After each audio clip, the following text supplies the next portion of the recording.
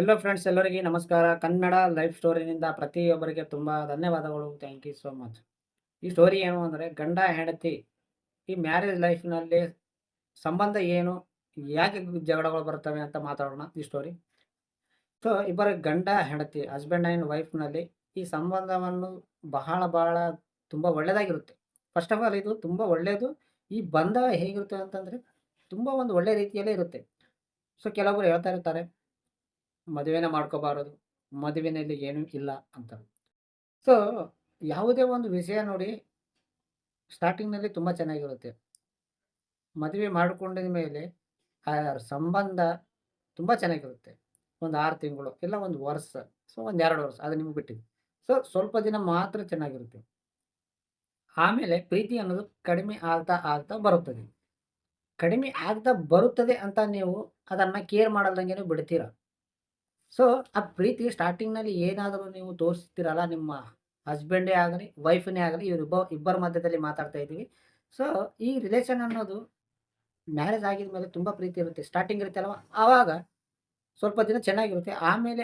ಆಮೇಲೆ ಕಡಿಮೆ ಆಗ್ತಾ ಬರುತ್ತೆ. ಆ ಕಡಿಮೆ ಆಗ್ತಾ ಬರುತ್ತೆ ಅಂತ ತಾನಾಗಿ ತಾನು ಬರೋದಿಲ್ಲ. ನೀವು ಅದನ್ನು ಕೇರ್ ಮಾಡೋದನ್ನ ಬಿಡ್ತೀರ.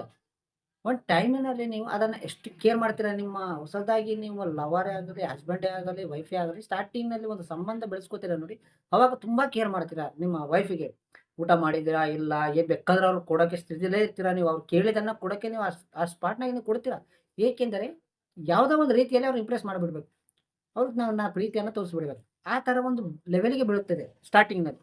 ಬಟ್ 1 ವರ್ಷ ಇಲ್ಲ 6 ತಿಂಗಳಾಗಿದ್ಮೇಲೆ ಎಲ್ಲ ಮ್ಯಾರೇಜ್ ಆಗಿದ್ಮೇಲೆ ಅವಾಗ ಪ್ರೀತಿ ಅನ್ನೋದು ಕಡಿಮೆ ಆಗ್ತಾ ಬರುತ್ತದೆ. ಯಾಕೆ ಆಗುತ್ತಾ ಬರುತ್ತೆ ಅಂತ ಅಂದರೆ, ಅದನ್ನ ನೀವು ಕೇರ್ ಮಾಡದೆ ಬಿಡ್ತೀರಾ.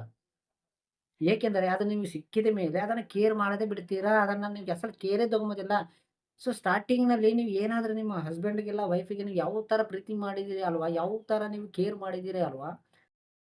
ಅದು ನೀವು ಏನಾದರೂ ಅನುಭವ ತಗೊಂಡಿಲ್ಲ ನೋಡಿ, ಆ ಎಂಜಾಯ್‌ಮೆಂಟ್ ಆಗಿದ ಮೇಲೆ ಮತ್ತೆ ನೀವು ಅದೇ ಥರ ನೀವು ರಿಪ್ಲೈ ಮಾಡ್ತಿಲ್ಲ. ಅದೇ ಥರ ನೀವು ಪ್ರೀತಿ ಕೊಡ್ತಿಲ್ಲ. ಆ ಪ್ರೀತಿ ಕೊಡದೇ ನೀವು ಮರ್ತು ಹೋಗಿದ್ದೀರಿಯಾ?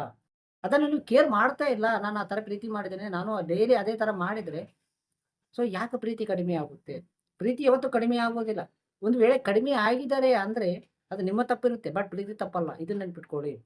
ತುಂಬಾ ಡೇಸ್ ಆಗಿದ ಮೇಲೆ ಪ್ರೀತಿ ಕಡಿಮೆ ಆಗ್ತಾ ಬರುತ್ತೆ ಅಂತಾರಲ್ಲ, ಭಾರ್ಯ ಭರ್ತದಲ್ಲಿ ಸಾರಿ, ಹಸ್ಬೆಂಡ್ ಆ್ಯಂಡ್ ವೈಫ್‌ನಲ್ಲಿ ಪ್ರೀತಿ ಕಡಿಮೆ ಆಗುತ್ತೆ ಅಂತಾರಲ್ಲ, ಕಡಿಮೆ ಆಗುತ್ತೆ ಅಂದ್ರೆ ನಿನ್ನ ಹತ್ರನೇ ಇರುತ್ತೆ. ಕಡಿಮೆ ಆದರೂ ಕೂಡ ನೀವು ಅದನ್ನ ಕೇರ್ ಮಾಡ್ತಾ ಇಲ್ಲ. ಡೈಲಿ ಒಂದು ಸಾರಿ ಆದರೂ ನೀವು ಪ್ರೀತಿಯಿಂದ ಮಾತಾಡಿದಿರಾ? ನಿಮ್ಮ ಗಂಡ ಇಲ್ಲ ನಿಮ್ಮ ವೈಫಿಗೆ, ಇವ್ರಿಬ್ಬರ ಮಧ್ಯದಲ್ಲಿ ತುಂಬಾ ಸಂಬಂಧ ಚೆನ್ನಾಗಿರುತ್ತೆ. ಅದು 100% ಗೊತ್ತು. ಆದರೂ ಕೂಡ ಇವರು ಕೆಲವೊಂದು ಘಟನೆಗಳಿಂದ, ಕೆಲವೊಂದು ಸಮಸ್ಯೆಗಳಿಂದ ಬೈಕೋತಾರೆ, ಜಗಳ ಆಡ್ಕೋತಾರೆ. ಒಂದು ನೆಗೆಟಿವಿಟಿ ಇಶ್ಯೂ ಬರುತ್ತೆ. ಆ ಇಶ್ಯೂ ಬರೋದ ಕಾರಣ ಏನು ಅಂದ್ರೆ, ಗಂಡ ಹೇಳಿದ ಮಾತು ಹೆಂಡತಿ ಕೇಳ್ತಾ ಇಲ್ಲ. ಹೆಂಡತಿ ಹೇಳಿದ ಮಾತು ಗಂಡ ಕೇಳ್ತಾ ಇಲ್ಲ.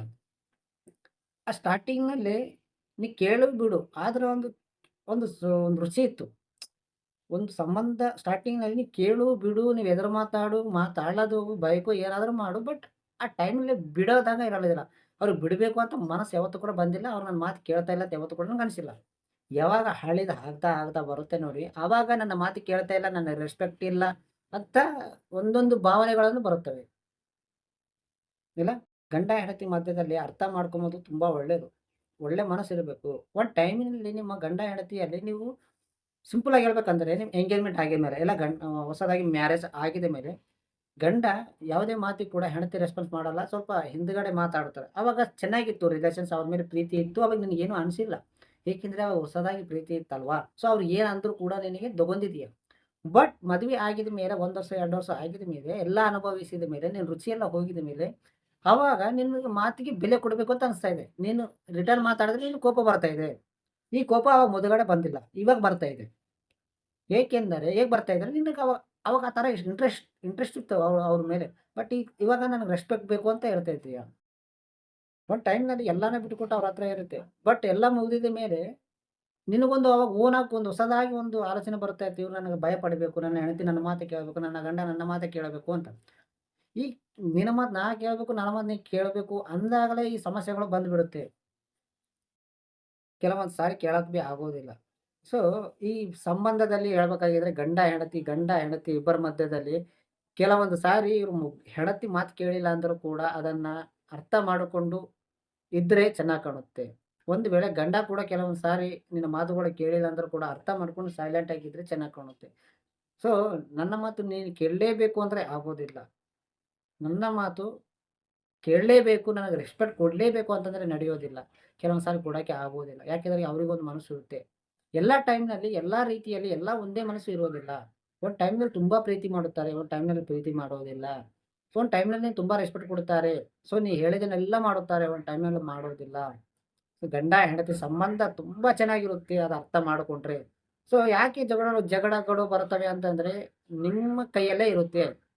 ಪ್ರೀತಿ ಕಡಿಮೆ ಆಗ್ತಾ ಬರುತ್ತೆ ಅಂತಂದ್ರೆ, ನಿಮಗೆ ಹಸುವಾದಾಗ ನೀವು ಊಟ ಮಾಡದಂಗಿದ್ರೆ, ನಿಮ್ಗೆ ನೀವು ಸಿಂಪಲ್ ಆಗಿ ಹೇಳ್ಬೇಕಂದ್ರೆ, ನಿಮ್ಗೆ ಯಾರೋ ಒಬ್ಬ ವ್ಯಕ್ತಿ ನಿಮ್ಗೆ ಏನೋ ಒಂದು ಫಂಕ್ಷನ್ ಇಲ್ಲ ನಿಮ್ಗೆ ಇಷ್ಟವಾಗಿದ್ದ ಕೆಲಸನಲ್ಲಿ ಇದ್ದಾಗ, ನೀವು ಹಸುವಾದ್ರೂ ಕೂಡ ಅದನ್ನ ಕೇರ್ ಮಾಡಲ್ದಂಗೆ ನೀವು ಕೆಲಸ ಮಾಡ್ತಾ ಇರ್ತೀರ.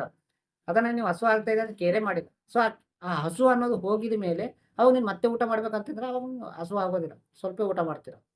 ಅದೇ ತರಹ ಪ್ರೀತಿ ಹೋಗುತ್ತಾ ಇದೆ ಅಂದಾಗ, ನೀವು ಅದನ್ನ ಕೇರೇ ಮಾಡ್ತಾ ಇದ್ದೀರ. ನಿಮ್ಮ ಡೈಲಿ ಅವಾಗ ಮದುವೆ ಆಗಲಕ್ಕಿನ ಮೊದಲ ನೀವು ಡೈಲಿ ಒಂದು ಸಲ ಆದ್ರೂ ಊಟ ಮಾಡಿದ್ಯಾ, ಪ್ರೀತಿಲಿಂದ ಮಾತಾಡ್ತಿದ್ದ.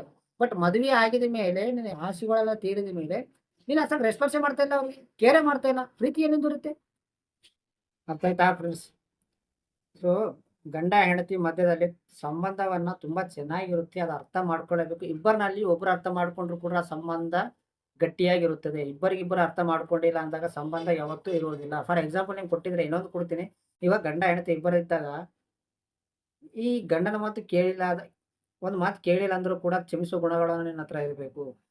ಕೋಪದಲ್ಲಿ ಗಂಡನವ ಕೋಪದಲ್ಲಿ ಭಯ ಹಾಕ್ಬೇಕು ಅಂತಂತಾನೆ ಹೆಂಡತಿಗೆ. ಸೊ, ಹೊಡೆಯಕ್ಕೆ ಬರುತ್ತಾನೆ. ಹೊಡಿಬೇಕು ಅಂದ್ಕೊತಾನೆ, ಕೈ ಎತ್ತುತ್ತಾನೆ. ಬಟ್ ಹೊಡೆಯಲ್ಲ. ಅರ್ಥ ಮಾಡ್ಕೊಂಡು ಸೈಲೆಂಟ್ ಆಗಿಬಿಡ್ತಾನೆ. ಸೊ, ಅದನ್ನ ಗಂಡೇ ಆಗ್ಲಿ ಹೆಂಡತಿ ಆಗ್ಲಿ ಒಬ್ಬವ ಸಿಟ್ಟಾಗಿದ್ರೆ ಅವ್ರು ಭಯ ಬೀಳೋ ತರ ನಟನೆ ಮಾಡಬೇಕು. ಆ ನಟನೆ ಮಾಡಿದಾಗಲೇ ಅವರು ಸೈಲೆಂಟ್ ಆಗಿಬಿಡುತ್ತಾರೆ. ಸೊ, ಇವ್ರು ಕೋಪ ಮಾಡ್ಕೊಂಡು ಗಂಡ ಕೋಪ ಮಾಡ್ಕೊಂಡಾನೆ ಅಂತ ಹೆಂಡತಿ ಕೂಡ ಕೋಪ ಮಾಡ್ಕೊಂಡ್ರೆ ಅದು ತುಂಬಾ ಒಬ್ರಿಗೊಬ್ರು ವೈಲೆಂಟ್ ಆಗ್ಬಿಡುತ್ತೆ. ಅರ್ಥ ಆಯ್ತಾ? ಸೊ, ಗಂಡ ಕೋಪ ಮಾಡ್ಕೊಂಡಾಗ ಹೆಂಡತಿ ಭಯ ಪಡ್ಕೋತರ ನಟನೆ ಮಾಡಬೇಕು. ಆಕ್ಟಿಂಗ್ ಮಾಡಿದರೆ, ಓಹೋ! ನನಗೆ ನೋಡಿ ಭಯ ಪಡ್ತಿದ್ದಾನ, ಅವ್ನಿಗೆ ಕೋಪ ಜಾಸ್ತಿ ಇದ್ರು ಕೂಡ ಕಡಿಮೆ ಮಾಡ್ಕೊಂಡು ಸೈಲೆಂಟ್ ಆಗಿಬಿಡುತ್ತಾರೆ. ಹೆಂಡತಿ ಕೂಡ ಅದೇ ರೀತಿ ಮಾಡಬೇಕು. ಸೊ, ಇಬ್ಬರಿಗಿಬ್ಬರು ಕೋಪದಲ್ಲಿದ್ದಾಗ ಅದು ಯಾವತ್ತೂ ಕೂಡ ಸಂಬಂಧ ಇರುವುದೇ ಇಲ್ಲ. ಅರ್ಥ ಆಯ್ತಾ ಫ್ರೆಂಡ್ಸ್? ಗಂಡ-ಹೆಂಡತಿ ಮಧ್ಯೆ ತುಂಬಾ ಚೆನ್ನಾಗಿರುತ್ತೆ. ಈ ಸ್ಟೋರಿ ಕೇಳಿದ ಪ್ರತಿಯೊಬ್ಬರಿಗೆ ಧನ್ಯವಾದಗಳು. Thank you so much.